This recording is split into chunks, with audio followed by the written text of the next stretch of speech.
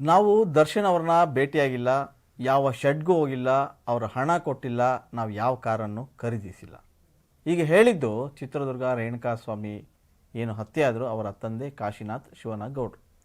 ಇದಕ್ಕೆ ಕಾರಣ, ಈ ಹೇಳಿಕೆಗೆ ಕಾರಣ ಏನಂದರೆ, ಇತ್ತೀಚೆಗೆ ಸೋಷಿಯಲ್ ಮೀಡಿಯಾದಲ್ಲಿ ಒಂದು ಸುದ್ದಿ ಓಡಾಡ್ತಾ ಇತ್ತು, ಸಾಕಷ್ಟು ವೈರಲ್ ಕೂಡ ಆಯಿತು. ಏನು ಅಂದರೆ, ದರ್ಶನ್ ಅವರು ಬೇಲ್ ಪಡೆದು ಹೊರಗೆ ಬಂದಾಗ ರೇಣುಕಾಸ್ವಾಮಿ ತಂದೆಯನ್ನು ಮೀಟ್ ಮಾಡಿದ್ದಾರೆ.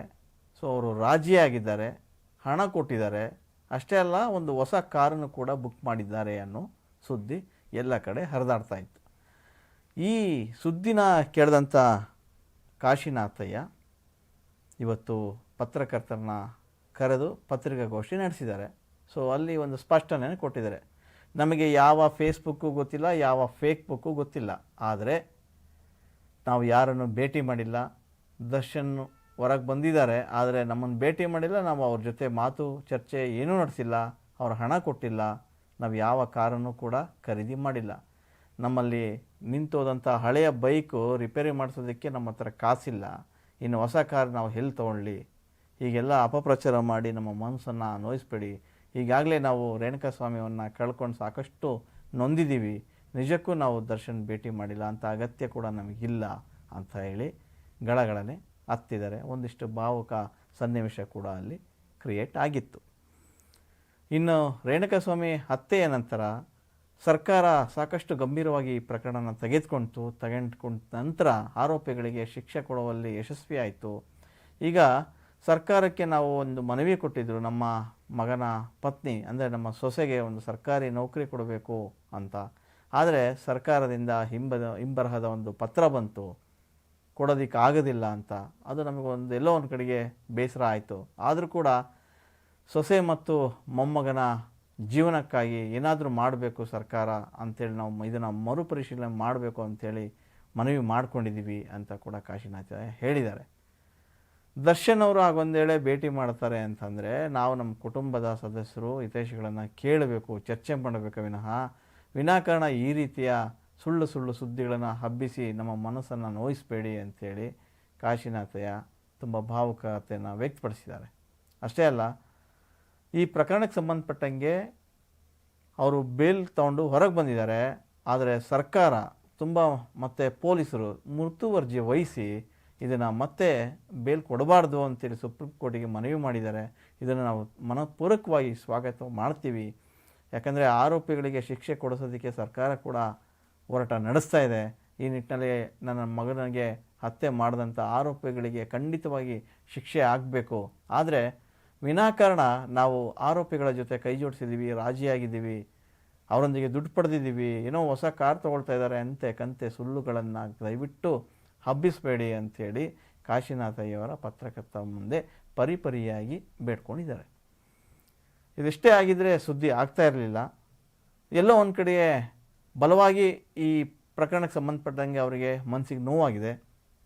ಒಂದು ಕಡೆ ಮಗನ್ನ ಕಳೆದುಕೊಂಡಂಥ ಕಷ್ಟ, ಇನ್ನೊಂದು ಕಡೆಗೆ ಮೊಮ್ಮಗನ ಸಾಕುವ ಹೊಣೆ, ಇನ್ನೊಂದು ಕಡೆ ಮೊಮ್ಮಗ ಏನು ಸೊಸೆ ಇದ್ಲು ಸೊಸೆನ ಸಾಕುವ ಜವಾಬ್ದಾರಿ, ಇವೆಲ್ಲವನ್ನ ಅರ್ಥ ಮಾಡ್ಕೊಂಡಿರತಕ್ಕಂಥ ಕಾಶಿನಾಥಯ್ಯ ಅವರು ಸರ್ಕಾರಕ್ಕೆ ಮನವಿ ಮಾಡಿದ್ದುಂಟು.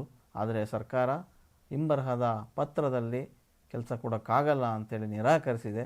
ಇದನ್ನು ಮತ್ತೆ ಪರಿಶೀಲನೆ ಮಾಡಬೇಕಂತ ಹೇಳ್ತಾ ಇದ್ದಾರೆ. ಆದರೂ ಕೂಡ ಗೊತ್ತಿಲ್ಲ. ಈ ನಡುವೆ ಈ ರೀತಿಯ ಒಂದಿಷ್ಟು ಏನು ಸುದ್ದಿಗಳು ಹಬ್ಬುತ್ತಾ ಇವೆ.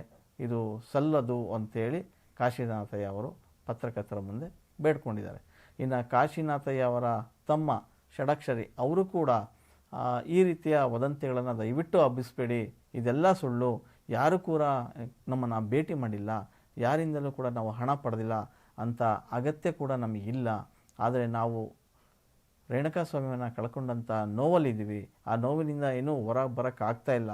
ಹಾಗಾಗಿ ವಿನಾಕಾರಣ ಈ ರೀತಿಯ ಸುದ್ದಿಗಳನ್ನು ಸೋಷಿಯಲ್ ಮೀಡಿಯಾದಲ್ಲಿ ಹಬ್ಬಿಸಿ ನಮ್ಮ ಮೇಲೆ ತೇಜೋವಧೆ ಮಾಡುವಂಥ ಕೆಲಸವನ್ನು ಯಾರೂ ಮಾಡಬೇಡಿ. ದಯವಿಟ್ಟು ಸರ್ಕಾರ ನಮ್ಮ ರೇಣುಕಾಸ್ವಾಮಿಯವರ ಪತ್ನಿ ಮತ್ತು ಮೊಮ್ಮಗನ ಬದುಕಿಗಾಗಿ ಒಂದು ಕೆಲಸ ಕೊಡಬೇಕು, ಈ ನಿಟ್ಟಿನಲ್ಲಿ ಮತ್ತೆ ಪರಿಶೀಲನೆ ಮಾಡಬೇಕು ಅಂಥೇಳಿ ಅವರು ಕೂಡ ಒತ್ತಾಯ ಮಾಡಿದ್ದಾರೆ. ಅದೇನೇ ಇರಲಿ, ರೇಣುಕಾಸ್ವಾಮಿಯವರ ತಂದೆ ಇನ್ನೊಂದು ಮಾತು ಕೂಡ ಹೇಳ್ತಾರೆ, ಈ ರೀತಿಯ ಸುದ್ದಿಯನ್ನು ಹಬ್ಬಿಸಿದ್ದು ದರ್ಶನ್ ಅವರ ಅಭಿಮಾನಿಗಳು ಅಥವಾ ಬೇರೆಯವರು ಗೊತ್ತಿಲ್ಲ, ಆದರೆ ವಿನಾಕಾರಣ ಗೊತ್ತಿಲ್ಲದ ವಿಚಾರವನ್ನು ದಯವಿಟ್ಟು ಮಾಡೋಕ್ಕೆ ಹೋಗಬೇಡಿ. ಈಗಾಗಲೇ ಗೊತ್ತಿಲ್ಲದ ವಿಚಾರಗಳಿಂದ ಸಾಕಷ್ಟು ಮನನೊಂದಿದ್ದೀವಿ, ಮತ್ತೆ ಮತ್ತೆ ನಮ್ಮ ಮನಸ್ಸನ್ನು ನೋಯಿಸೋದಕ್ಕೆ ಹೋಗಬೇಡಿ ಅಂತೇಳಿ ಕಾಶಿನಾಥಯ್ಯ ಕೂಡ ಹೇಳಿದ್ದಾರೆ. ಅದೇನೇ ಇದ್ದರೂ ದರ್ಶನ್ ಈಗ ಹೊರಗೆ ಬಂದಿದ್ದಾರೆ. ದರ್ಶನ್ ಬೇಲ್ ಪಡೆದು ಹೊರಗೆ ಬಂದರೂ ಕೂಡ ಒಂದಿಷ್ಟು ಸಂಕಷ್ಟದಲ್ಲೇ ಇದ್ದಾರೆ. ಸದ್ಯಕ್ಕೆ ಟೆಂಪಲ್ ರನ್ ಮಾಡ್ತಾ ಇದ್ದಾರೆ. ಕಾರಣ ಇಷ್ಟೇ, ಅವರು ಏನೀಗ ಪೊಲೀಸರು ಮೇಲ್ಮನವಿ ಹೋಗಿದ್ದಾರೆ ಬೇಲನ್ನು ರದ್ದುಪಡಿಸ್ಬೇಕು ಅಂತೇಳಿ. ಸೊ ಅದೇನಾದ್ರು ಆಯ್ತಂದ್ರೆ ಮತ್ತೆ ಜೈಲು ಹೋಗೋಂಥ ಪರಿಸ್ಥಿತಿ ನಿರ್ಮಾಣ ಆಗುತ್ತೆ. ಹಾಗಾಗಬಾರ್ದು ಅನ್ನೋ ಕಾರಣಕ್ಕೆ ದರ್ಶನ್ ಟೆಂಪಲ್ ರನ್ ಮಾಡ್ತಾನೇ ಇದ್ದಾರೆ. ಅವರ ಜೊತೆಗೆ ಅವರ ಪತ್ನಿ ವಿಜಯಲಕ್ಷ್ಮಿ ಕೂಡ ಕಂಡ ದೇವರ ಮೊರೆ ಹೋಗ್ತಾ ಇದ್ದಾರೆ. ಈ ನಿಟ್ಟಿನಲ್ಲಿ ಮೊನ್ನೆಯಷ್ಟೇ ಸಂಕ್ರಾಂತಿ ಹಬ್ಬವನ್ನು ವಿಜೃಂಭಣೆಯನ್ನು ಆಚರಿಸಿದ್ದಾರೆ ದರ್ಶನ್ ಮತ್ತು ಪುತ್ರ ಹಾಗೂ ಪತ್ನಿ. ಸೊ ಈ ನಡುವೆ ಒಂದಿಷ್ಟು ಅಭಿಮಾನಿಗಳನ್ನು ಕೂಡ ಮಾತಾಡ್ಸೋದಕ್ಕೆ ದರ್ಶನ್ ಶುರು ಮಾಡಿದ್ದಾರೆ. ಸೊ ಮುಂದಿನ ತಿಂಗಳು ಅವರ ಬರ್ತ್ಡೇ, ಆ ಹಿನ್ನೆಲೆಯಲ್ಲಿ ಡೇವಿಲ್ ಸಿನಿಮಾಗೆ ಚಾಲನೆ ಸಿಕ್ಕರೂ ಸಿಗಬಹುದು. ಮುಂದಿನ ಒಂದಷ್ಟು ದಿನಗಳ ಕಾಲ ಏನೋ ರೆಸ್ಟು ತೊಗೊಳ್ಬೇಕಂತ ರೆಡಿ ಇದ್ದಾರೆ ದರ್ಶನ್. ಇನ್ನು 1 ವಾರ ಮಾತ್ರ ಅವರಿಗೆ ಟೈಮ್ ಕೊಟ್ಟಿದ್ದಾರೆ ವೈದ್ಯರು ಆಪ್ರೇಷನ್ಗಾಗಿ.